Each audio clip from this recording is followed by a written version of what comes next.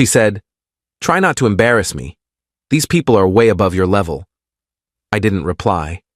But when the host came over, shook my hand and said, "Finally, we've been waiting to meet you." Her face went pale instantly. "I'm Marcus, 34, and until 2 months ago, I thought my girlfriend Vanessa respected me. Turns out she'd been embarrassed by me for a while, and I only found out when she decided to say it out loud in the car on our way to what she thought was just another networking event. What she didn't know was that I'd been personally invited by the host, and that changed everything. Vanessa and I had been together for 18 months. She worked in corporate communications for a tech startup, constantly networking, always climbing. I respected her ambition. She came from money, not crazy rich, but comfortable country club memberships, private school education, parents who summered in the Hamptons. I grew up middle class in the Midwest, worked my way through state school, built my career from the ground up. My work is specialized. I consult for companies on sustainable development and environmental impact reduction. It's niche, it's not flashy, and most people's eyes glaze over when I explain it. But I'm good at what I do, and I've built a solid reputation in my field over the past decade. Vanessa knew what I did, but she never really asked about the details. She'd introduce me at her events as Marcus, he does environmental stuff, and move on quickly. The incident happened on a Saturday evening in early September. Vanessa had been invited to a dinner party at the home of Richard and Patricia Carrington. The Carringtons were a big deal in her world. Richard was a venture capitalist, Patricia sat on multiple nonprofit boards, and they hosted exclusive gatherings at their estate in the suburbs. Vanessa had been angling for an invitation for months, networking her way up the chain until she finally got it. She was nervous all week, bought a new dress, got her hair done, kept asking me what I was planning to wear. I told her I'd figure it out, which apparently wasn't the answer she wanted. The day of the event, I put on a nice suit. Nothing crazy expensive, but well-fitted and appropriate. When I came out of the bedroom, Vanessa looked me up and down with this expression I'd never seen before, disappointment mixed with resignation. "That's what you're wearing?" she asked. "Yeah. Is there a problem?" She sighed. "No, it's fine, it's just—" Never mind. We got in the car. She was driving because she knew the way. About 10 minutes into the 40-minute drive, she turned down the music and said, "Marcus, I need you to do me a favor tonight." "Sure. What's up?" "Just try not to embarrass me, okay? These people are way above your level. They're not going to be interested in hearing about soil conservation or whatever it is you do. Just smile, be polite, and let me handle the conversations."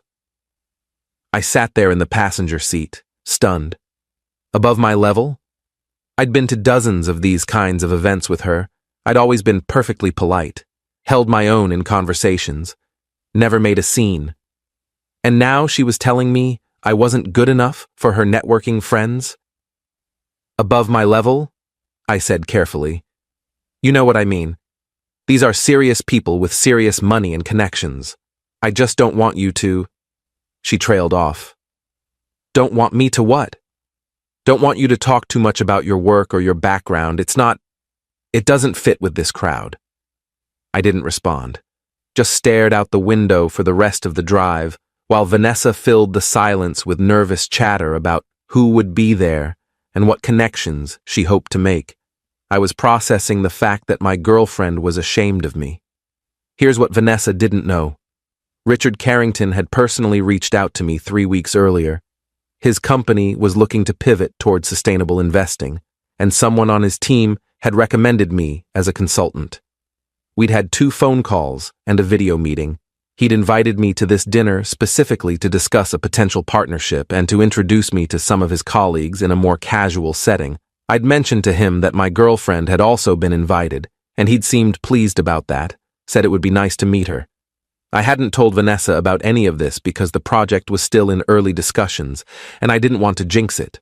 Also, honestly, I liked keeping my professional life separate. She'd never shown much interest in the details of my work anyway.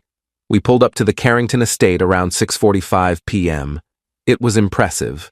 Massive house, manicured grounds, valet parking. Vanessa checked her makeup in the car mirror one more time, then looked at me. Remember what I said. Just follow my lead. We walked up to the front door. A server greeted us and led us through to the back terrace where about 30 people were mingling with drinks. I scanned the crowd and spotted Richard almost immediately. He was talking to a small group near the bar. He caught my eye and his face lit up. He excused himself from his conversation and walked straight over to us. Vanessa straightened up, put on her networking smile, and extended her hand. Mr. Carrington, thank you so much for... Richard walked past her extended hand and grabbed mine, shaking it enthusiastically. Marcus, finally. We've been waiting to meet you in person. Patricia's been excited all week. She read your proposal and had about a dozen questions. I watched Vanessa's face go completely pale. Her hand was still awkwardly extended in the air before she slowly lowered it. It's great to finally meet you too, Richard, I said. Thanks for the invitation. Are you kidding? Having you here is the whole point of tonight. Well, one of the points anyway. He finally seemed to notice Vanessa. And you must be Vanessa. Marcus mentioned you'd been invited. Wonderful to meet you. Vanessa shook his hand, but I could see her brain short-circuiting. You two know each other? Oh, we've been in talks for a few weeks now, Richard said. Didn't Marcus tell you? We're potentially bringing him on as the lead consultant for our new sustainable investment initiative. His reputation in the field is stellar. We're lucky he's even considering working with us. I watched Vanessa's networking smile freeze on her face. He didn't mention that. Well, he's modest, which is refreshing in this industry, Richard said, clapping me on the shoulder. Come on, let me introduce you to Patricia and some of the others. Vanessa, feel free to grab a drink and mingle. The food should be out shortly. He steered me away toward a group on the other side of the terrace. I glanced back once to see Vanessa standing there, still frozen, holding her purse with white knuckles. Update 1. The dinner party was surreal. Richard introduced me to at least 15 people, all of whom knew who I was or had heard about the project. Patricia Carrington cornered me for 20 minutes, asking detailed questions about carbon offset strategies and ESG compliance. A woman named Jennifer, who ran a major investment fund, asked if I was taking on new clients.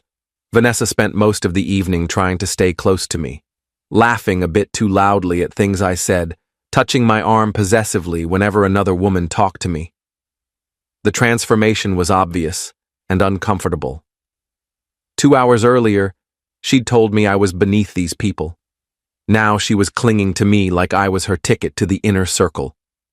During dinner, a formal sit-down affair with assigned seating, I ended up between Patricia and a guy named David, who owned a green energy company.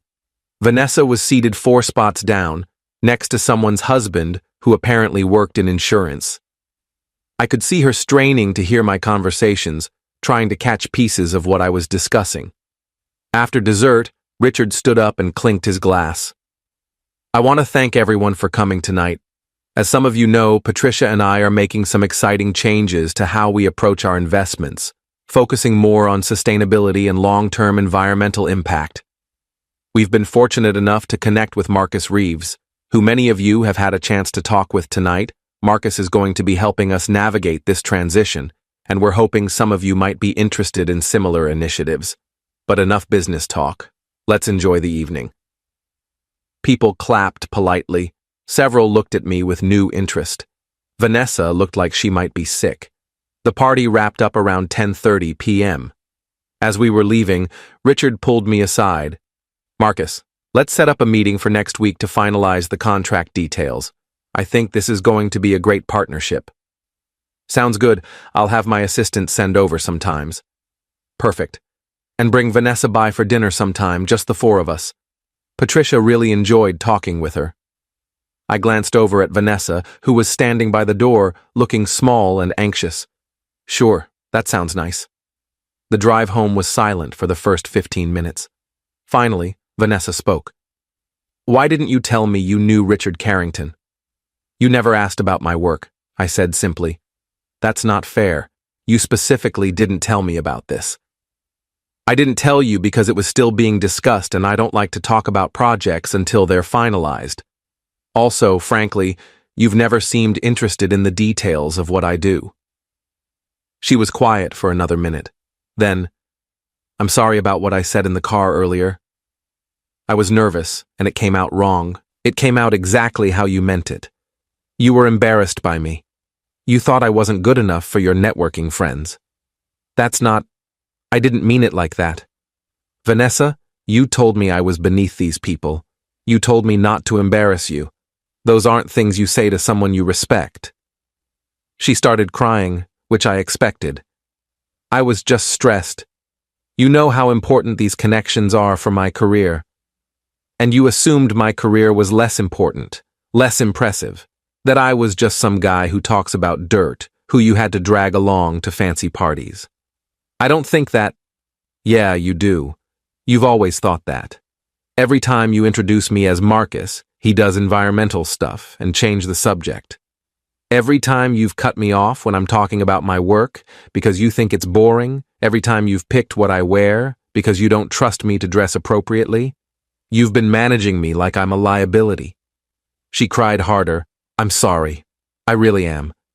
I didn't realize how it was coming across. The problem isn't how it came across. The problem is, that's actually how you feel. We drove the rest of the way in silence. Update 2. I didn't break up with Vanessa that night, but something fundamental had broken. Over the next week, she tried to fix things, suddenly interested in my work, asking questions about the Carrington project, wanting to know about my other clients. It felt performative, like she was trying to prove she cared now that she knew my work was impressive by her standards. The weirdest part was how her friends started treating me. Vanessa had obviously told them something, because suddenly I was getting LinkedIn requests from people in her network. At a happy hour we went to with her coworkers. People who'd barely acknowledged me before were asking about my consulting work and whether I was taking on new projects. Vanessa started introducing me differently. Instead of, Marcus, he does environmental stuff, it became, Marcus, he's an environmental sustainability consultant working with some major firms. She'd mentioned the Carrington project casually in conversations, positioning herself adjacent to my success. 2 weeks after the dinner party, we had our first real fight about it. We were at her apartment making dinner when she said something about us attending an upcoming conference where Richard would be speaking. I wasn't planning to go to that conference, I said, but Richard will be there. It's a good networking opportunity. For you or for me? She paused, knife in hand over a cutting board. What's that supposed to mean? It means you're using my connection to Richard to boost your own career. Which is fine, I guess, but let's be honest about what this is. That's not what I'm doing. Vanessa, you've spent 2 weeks trying to insert yourself into my professional life. You want to meet my other clients, come to my meetings, attend events you never cared about before, and it's all because you realized my work is more impressive than you thought. I'm trying to be supportive. You're trying to network. There's a difference. She slammed the knife down. Why are you being like this? I apologized for what I said. I'm trying to show interest in your work. What more do you want? I want you to be interested because you care about me, not because you think I can help your career. I want you to respect me whether I'm working with billionaires or teaching community classes about composting. But you don't. You only respect what I can do for you. That's not true. It is true. You were embarrassed by me until you found out I was useful. That's not respect. That's opportunism. She started crying again, but this time I didn't feel bad about it. Update 3. I broke up with Vanessa 3 weeks after the dinner party. It was an inevitable conversation we both saw coming. She tried to convince me we could work through it, that she'd learned her lesson, that she really did respect me now. But it didn't matter. I couldn't unring the bell. I couldn't forget how she'd looked at me in the car, how she'd told me I was beneath her colleagues, how her respect was conditional on my usefulness. The breakup was messy. She was angry and hurt, told me I was being unforgiving and holding a grudge. Maybe she was right. But I didn't want to be with someone who had to learn to respect me, who only valued me after discovering I had impressive connections. I ran into Richard about a month after the breakup at a lunch meeting downtown. He asked how Vanessa was doing, and I told him we'd split up. "Ah, I'm sorry to hear that," he said. "Though between you and me, Patricia didn't think she was right for you." "Why's that?" "She said Vanessa seemed more interested in who you knew than who you were. Patricia's pretty good at reading people." I thought about that a lot over the following weeks. Final update. It's been 4 months since the dinner party. The Carrington project is going well. We've expanded it beyond the initial scope, and I've brought on 2 other consultants to help. Richards introduced me to several other potential clients, and my business has grown significantly. I hired an assistant and moved into a nicer office space. I saw Vanessa once, about 6 weeks ago, at a professional event. She was with some guy in a suit, probably another networking opportunity. She saw me across the room and her face went through several emotions: surprise, embarrassment, something like longing. I gave her a polite nod and turned back to my conversation. Later that night, she texted me, "It was good to see you. I've been doing a lot of thinking. I really did learn from what happened between us. I'm sorry I didn't appreciate you when I had the chance." I didn't respond. There wasn't anything to say. I've been dating someone new for the past month. Her name is Claire. She's a middle school science teacher, and she thinks what I do is cool because she loves teaching her students about environmental issues. She asks questions because she's genuinely curious, not because she's trying to leverage my connections. She introduced me to her friends as Marcus, he's amazing, not as Marcus, he works with important people. The difference is everything I think about that car ride sometimes. Vanessa telling me I was beneath her colleagues, warning me not to embarrass her. At the time, it crushed me. Now I see it as one of those clarifying moments where someone's true feelings slip out, and you can't pretend you didn't hear them. Richard asked me recently if I'd learned anything from the whole experience. I told him I learned that you can't build a relationship with someone who doesn't respect you when you're not useful. He nodded and said, "That was a lesson a lot of people never learn. I'm grateful I learned it at 34 instead of at 44 or 54, married with kids, and a decade deeper into something built on conditional respect." The Carrington dinner party will always be this weird, perfect moment in my memory, the moment my girlfriend's mask slipped and I saw exactly what she thought of me, followed immediately by the moment she realized she'd been catastrophically wrong. Sometimes karma works quickly. I don't take pleasure in Vanessa's embarrassment that night, but I also don't regret how it played out. She needed to understand that the person she thought was beneath her was actually doing just fine without her validation, and I needed to understand that I deserve someone who respects me on my worst day, not just when I'm impressing her friends.